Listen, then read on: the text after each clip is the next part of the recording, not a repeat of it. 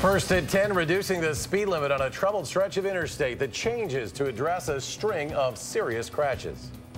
A partial collapse of a building caught on camera in Milwaukee today. How police believe it happened. And later, off to a fast and obnoxious start. How the weather is fueling this pesky problem. That's straight ahead. This is News 3 at 10.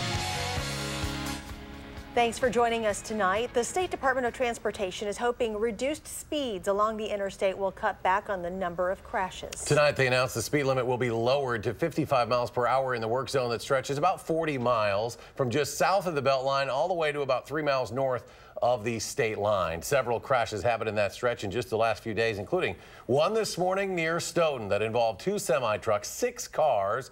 The State Patrol says with the lowered speed limits, they'll also be increasing patrols in that corridor, including aerial enforcement. The semi-truck driver who is accused of driving while under the influence and crashing into a school bus last week is being held in jail tonight on a $35,000 cash bond. 42-year-old Wade Murphy of Indianapolis appeared in court today via video conference. He has been in jail since May 23rd. That's the day of the crash. Murphy was driving his semi on I-39 when he hit a school bus full of kids that was stopped on the side of the road because of a mechanical issue. District Attorney Jane Colway says Murphy had been driving under the influence of a combination of opiates and benzodiazepines. Well, now that summer weather is here, it's also mosquito season. And you might want to get ready because the experts say it is off to an early and strong start. News 3's Madeline O'Neill joins us on the patio tonight. Hopefully she's not being eaten alive, but she joins us with more on this story. Hi, Eric and Charlotte. Yeah, so far, so good. If you have noticed more mosquitoes this time of year, you're not crazy, but there is an option growing in popularity to help keep those bugs away. So like before, you couldn't even come back here. While weather like this has us itching to get outside, mosquitoes just have us itching. Just the mosquitoes this year, I've never seen anything like it. Fighting the pests is usually a losing battle. And that's all we do. But it's one Mike Freeman has decided to take on with his business Mosquito Authority. We treat the vegetation all along the property line. The idea is to chemically treat vegetation so mosquitoes will land there and die before landing on you. We treat the vegetation, so you're not rubbing the chemical that we use on your body. And it's just an alternate way of giving yourself protection. He says this year business has been swarming. The phone's been ringing nonstop. Right along with the problem itself. This has really, I think, been an unusually high intensity year. Susan Paskowitz, an entomology professor at UW-Madison, says a very rainy May got Wisconsin's mosquito hatch off to an early start. It means there'll be a lot of nuisance mosquito activity out there. So lots of people are going to be bitten in their own backyards. She says chemically treating your backyard can be helpful and is safe for kids and pets. Once it's dried, there shouldn't be much of a risk. But it's not foolproof and won't last the whole summer. But most Wisconsinites are hardy folks, and they know how to deal with mosquitoes. The ferns here. For Freeman, dealing with mosquitoes means taking a stand. Otherwise, we'd be chewing and smacking, so. Now, you do need a license to apply the mosquito pesticide in backyards. And the entomology professor is telling me last year was a record-setting year in terms of mosquito activity. And if rainy weather keeps up, we may set another record as well, one we might not want to set. Yeah, no kidding. Not one we want. Maddie O'Neill on the backyard patio. Maddie, thank you. Yeah. Well, the recent humid conditions are certainly not helping with the mosquitoes either, but things will be a little more comfortable this weekend. Meteorologist Dave Caulfield is in the Weather Center with our first alert forecast. Dave? Good evening, Charlotte. Yeah, a little bit less muggy, a little bit less buggy outside. Current conditions are in the 60s in Madison, but that dew point of 54, that's much more comfortable air that's in town tonight compared to in the previous week or so. 61 right now in Madison, 55 in Watertown, 50 in Waukesha already. We may see some 40s overnight for the first time in a couple of weeks. 24-hour temperature change pretty significant, about 10 degrees cooler in Madison, 22 degrees cooler compared to this time in Milwaukee. Dew points, much more comfortable air, as I mentioned, not as sticky outside, although Dew points still in the 60s across southwestern Wisconsin. Wind speeds, that wind was kicking earlier on today. It brought us cooler temperatures, especially during the morning hours. Right now, out of the north and east at about 10 miles per hour. Your day planner for tomorrow, temperature starting out in the 50s for the first time in about a week. Then we're into the 60s and with highs in the 70s.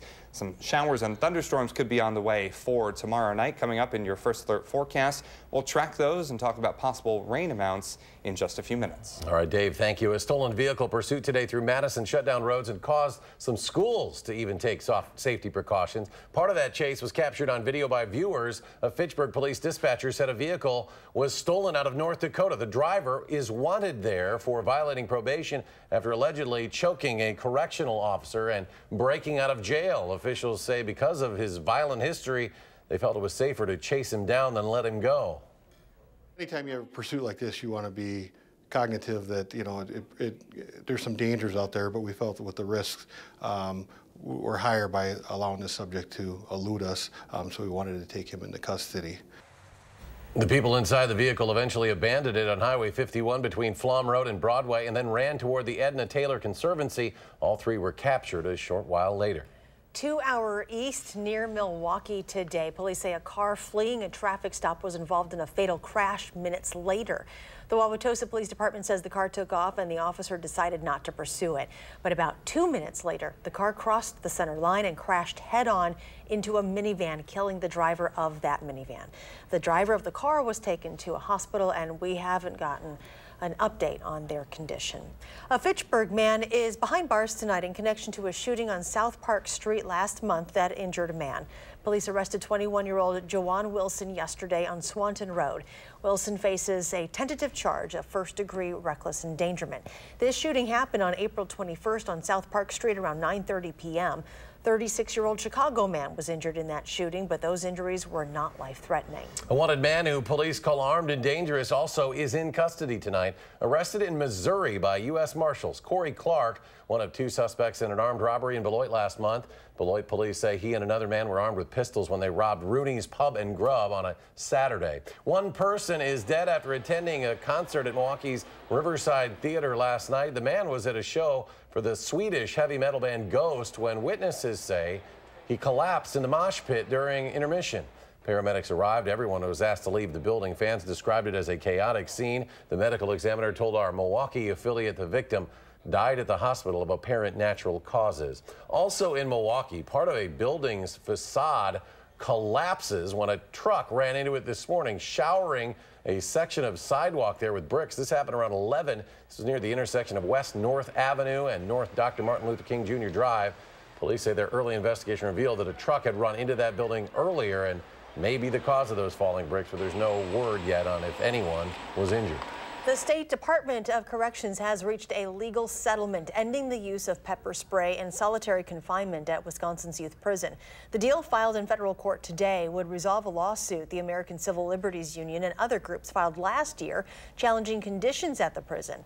The settlement is still subject to approval by a U.S. district judge. Health officials say at least 4 cases of salmonella infections in Wisconsin and Minnesota are linked to uncooked chicken distributed by Ruby's Pantry pop-up locations. Today, the Minnesota Department of Health says 1 case is in Minnesota, 3 here in Wisconsin. All 4 patients received frozen breaded chicken products at a Ruby's Pantry pop-up location. The founder and CEO says the raw product came from a supplier that normally provides cooked chicken. June 12th, back on the calendar as the date of an historic summit between President Trump and North Korean leader Kim Jong-un. President Trump made the announcement this afternoon after meeting with a North Korean envoy in the Oval Office. He told reporters the summit is back on after meeting with a senior envoy from North Korea. He presented Mr. Trump with a very large letter from his boss, Kim Jong-un. President Trump said he believes North Korea is committed to denuclearization, but he tamped down expectations for a major breakthrough in Singapore. I never said it goes in one meeting. I think it's going to be a process, but the relationships are building, and that's a very positive thing. President Trump also said he'll hold off on new sanctions, at least for now. He also said both sides are, quote, totally over the heated rhetoric that caused him to abruptly call off the summit last week. Missouri Governor Eric Greitens' resignation became official today, days after he announced he'd be leaving office amid threats of impeachment. He had admitted to an extramarital affair and additionally has been accused of misusing a charity donor list for political purposes. The Republican governor struck a deal to resign in exchange for a prosecutor dropping the charges against him. Back in Wisconsin today is the first day for the annual Democratic Party of Wisconsin convention. It's being held in Oshkosh and continues tomorrow. According to Wisconsin Democrats, they're hoping to organize and build momentum for their 2018 candidates, including U.S. Senator Tammy Baldwin, who is up for re-election this November. 10 Democrats who are all hoping to run against Governor Walker in November are also in attendance. On the same day as the start of the convention, the state Republican Party is opening a new field office blocks away. Lieutenant Governor Rebecca Clayfish introduced the new office, speaking to volunteers there today. All of the credit for the outstanding successes that we see and enjoy every day here in the great state of Wisconsin belong to the good leadership that you all have put into place. Next at 10, shoppers will have a new way to get to the new Oak Creek IKEA store. Starting Sunday, the Milwaukee County Transit System will add a new stop to its Purple Line. The IKEA Way stop will be the first stop on the line's North Run and the last stop on the South Line. This is IKEA's first Wisconsin store. It just opened on May 16th. It's looking like the comeback for a once very popular airline is moving quickly. Investors have committed to an initial round of funding to bring back Midwest Express. A report filed with the U.S. Securities and Exchange Commission shows $750,000 has been raised so far to revive the airline, what's known for its extra wide seats and warm chocolate chip cookies. Midwest Express was launched in 1984, purchased in 2009, and then merged with Frontier Airlines. Still ahead tonight, Hy-Vee in talks with the Dane County Village looking to put up a new store and gas station. And there's plenty to do this weekend. We'll take a look at some fan favorites when we come back.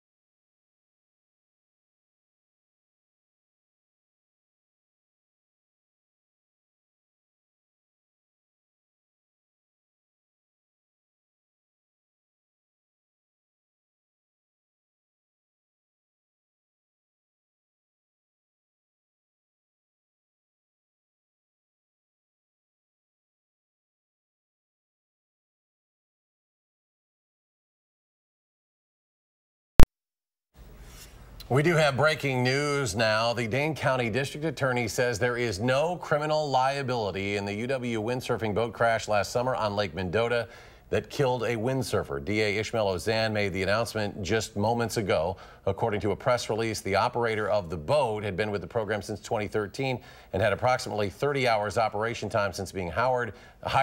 The crash happened May 31st of last year. The windsurfer, Yu Chen, had been a windsurfing instructor with the Hoover Sailing Club since 2012. Yesterday, friends and family met in Madison to honor his life.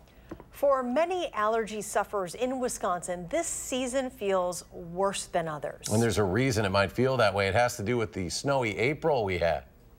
We had a very rapid increase in pollen levels, going from really nothing to having fairly high levels in a very short period of time. And people went from having no symptoms to having pretty significant symptoms.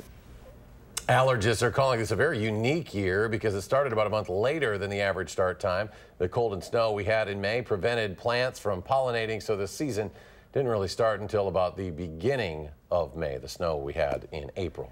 The Waunakee Village Administrator is confirming to News 3 he has been in communications with Hy-Vee about bringing a grocery store to the area. It's proposed for undeveloped land near the intersection of Woodland and Highway Q. Forward Development Group is working to purchase 35 acres of land to develop, which would include a 10-acre store and gas station. He says, though, the land has not been purchased, annexed, or approved yet, so this is still in the very early phases. Edgewood High School alumni and officials are breaking ground today on a $9.2 million performing arts center. They're celebrating both the beginning of construction and the spirit of fine arts at Edgewood. The building, funded by gifts from alumni, parents, and others, will feature a 465-seat theater, classrooms, and common use areas. Construction is slated to be done in 10 to 12 months. A decades-old community festival starts in Verona today. Hometown Days runs through Sunday. For the last 46 years now, the festival has offered music, food, and fun family activities while also serving as a fundraiser for area nonprofits. And an annual event that encourages families to ride their bikes also taking place in downtown Madison over the weekend. Ride the Drive will shut down John Nolan Drive from Olin Park down to Monona Terrace from 9:30 to 4 Sunday. Traffic on North Shore Drive at Brittingham Park will also be closed off. This is the 10th year now for the event that draws thousands of bicyclists. While the road closures start earlier in the day, the biking itself starts at 11 o'clock on Sunday. And meteorologist Dave Caulfield is here with a look at your weekend forecast. So much going on this weekend outdoors, and I think it's going to be pretty much perfect outside, save for a little period of time Saturday night where some thunderstorms could be coming our way. But overall, much better than last weekend when we were dealing with those 90-degree temperatures, the earliest stretch of 4 90-degree days in history for Madison. High temperatures today, a little bit below that for many of us, 78 in Madison, where we didn't have that lake breeze across southwestern Wisconsin. That's why we saw those temperatures in the 80s and close to 90 in some spots. So with a very warm May and a very cold April, what does that mean for June?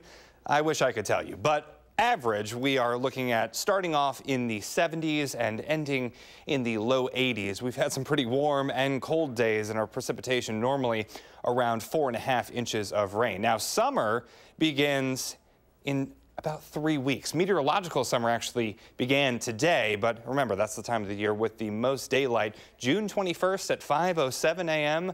Mark those alarm clocks right now. Our summer temperature outlook, this is from the Climate Prediction Center, an equal chance of warmer than average and also cooler than average weather. So not much to give us a hint as to what the summer is going to bring there, but maybe a little bit more rain than we might expect for the months of June, July, and August. As far as temperatures go for the next week, we're actually below average for this weekend, then a little bit closer to normal Monday and Tuesday. The 80s come back by the middle of next week. It was a great night to be outside in downtown Madison, the Edgewater Skycam. It's still a great night right now. The almanac today, high of 78. Normal is 74, so a little bit above average for this time of year. earlier. We are in the 50s and 60s for the most part across southern Wisconsin right now. 59 in Janesville. Still in the 70s, though, where it was a little bit warmer this afternoon closer to southwestern Wisconsin. That's quite a big temperature difference, especially for spots along Lake Michigan. About 20 degrees cooler compared to this time yesterday. Dew points, much more comfortable air. This is clutch, folks. Super clutch outside.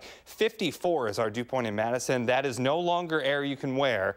That's very comfortable air outside. Wind speeds, that lake breeze really kept us cool at times this morning and into the afternoon. Right now a little bit better out of the north at about 10 miles per hour. Not looking at much on Doppler track right now, but as we zoom out, we could see some stronger thunderstorms off to our west. Once those get into town, as we head into tomorrow afternoon, they're going to be less strong, but could pack a punch in the way of some brief heavy downpours. But for Ride the Drive, I think that rain gets out of here. Pleasant temperatures and low humidity. Fantastic weather outside. Tonight, partly cloudy and cooler with temperatures near 50. Our first taste of the 50s at night in over a week. Tomorrow, sunshine to start us out, then clouds and thunderstorms come in late. Future Track will paint that picture for us. A quiet night, but the clouds will be here tomorrow morning. Then some showers and thunderstorms come our way during the afternoon and evening hours. Some could produce some heavy rain, but this gets out of here pretty quickly as we head into the day on Sunday. So precipitation potential looking at about a half an inch to an inch of rain generally across the area from those thunderstorms. Your 7-day forecast very quickly. We're talking about temperatures in the 70s, but the 80s will be back by next week. And as we look further into the future, maybe another taste of close to 90-degree heat by the time we get to next Monday. Well, just enjoy this weekend. It really is close to perfect. Yeah, not too bad, not at all. Thank you. Thanks, Dave. Brewers facing a struggling White Sox team tonight down on the south side. We'll have the highlights coming away next.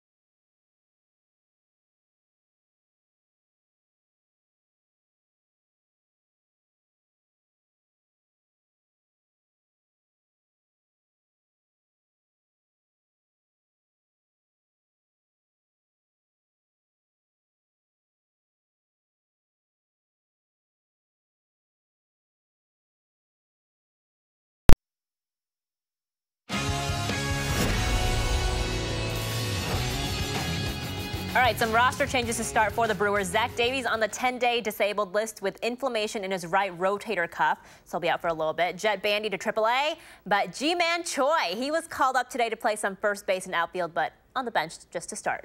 First inning against the White Sox, Ryan Braun kissing that ball goodbye. 2-run home run, Brewers with the 2-0 lead.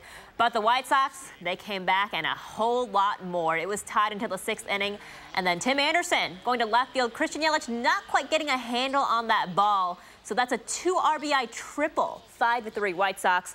And then the Brewers bullpen giving up a whole lot more after that. The Brew Crew losing the series opener 8-3 the final. Julie Chassin to start on the mound tomorrow. Well, it's a big weekend for the best track and field athletes in the state of Wisconsin. A lot of teams keeping it close in points. We'll show you the standings in just a moment. But first, some action from the track in lacrosse. In Division II, the girls 4x800 meter final. Caitlin Barth starting the race off for Edgewood there on the inside. And then down the stretch, the Crusaders overtaking the lead and keeping it by a lot. Caitlin Link with a very comfortable lead there to win the race for Edgewood. They will take first place. On the boys' side, the Division II 800 meter final, it would be Lodi's Tanner Meyer crossing the finish line first, rather. So earlier we showed you where the girls' teams stand. So now here are the boys. After 5 of the 18 events on the boys' side in Division I, Whitefish Bay in first place with 20 points, Kimberly right behind them, and Stevens Point in a close third. In Division II, with 5 of the 18 events complete as well, the Valders boys in first, Ashland in second, and Clinton rounding out the top 3. And last but not least in Division III, the boys from Rossholt with a 10-point lead there, North Crawford in second, and McDonald Central in third. Well, the Badgers men's basketball team announcing its opponent for this year's ACC Big Ten Challenge. North Carolina State will come to the Kohl Center on November 27th. The Wolfpack coming off of a season where they lost to Seton Hall in the opening round of the NCAA tournament. The Badgers are 2-0 all-time against North Carolina State. And 90 days and counting until college football season kicks off here in Wisconsin. The Badgers will host Western Kentucky on Friday, August 31st. Kickoff time announced today. It will be on primetime on ESPN, 8 o'clock. At Camp Randall. The following week against New Mexico will kick off at 11 a.m. and week 3 against BYU at 2:30. This was so good, we had to show it to you again. Second round of the Memorial Tournament in Ohio. Tiger Woods. Check out this shot. This is the Tiger Woods of old that everyone recognizes. 95-yard approach there on the par 5 11th. That, folks, is an eagle. That would move him to 5 under par. That's where he stands right now, tied for 24th place. American Kyle Stanley and Joaquin Niemann of Chile are currently tied for first. We'll be right back.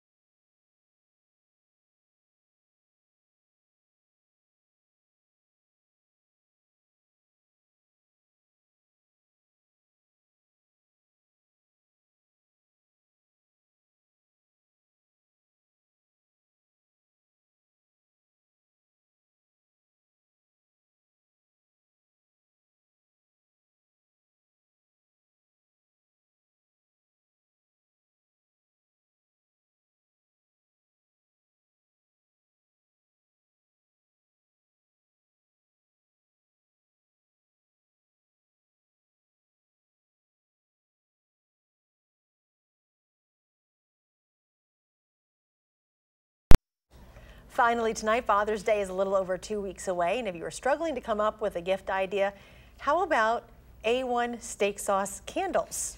Sounds tasty. I'm The getting brand it for you. offering meat-scented candles for the first time. There are 3 scents to choose from: original, backyard, barbecue, and classic burger. The candles cost $14.99 a pop. They're available online. The company says the gift will light up a room with the smell of grilling season. So how is this the difference What between, every like, father the burger wants. smell and like the original smell? Like, Oh, does it you'll know. smell- Just order the actual food. It's like the same price. I know. Like, Now you got a gift idea for your dad. oh, I'm sure he'll be thrilled. Just a PS, I He's a don't professor, right? Yeah, he'll Don't totally eat love it. candles, Yeah. everyone. Please do Very not true. eat your Safety candles. first. That's just my contribution to your night. We're talking about some nice weather. Tonight, temperatures are in the 50s and 60s, much less humid outside, too. So that's good news. As we head into tomorrow, we'll reach highs in the low 70s with lots of sunshine to start. Have a great weekend.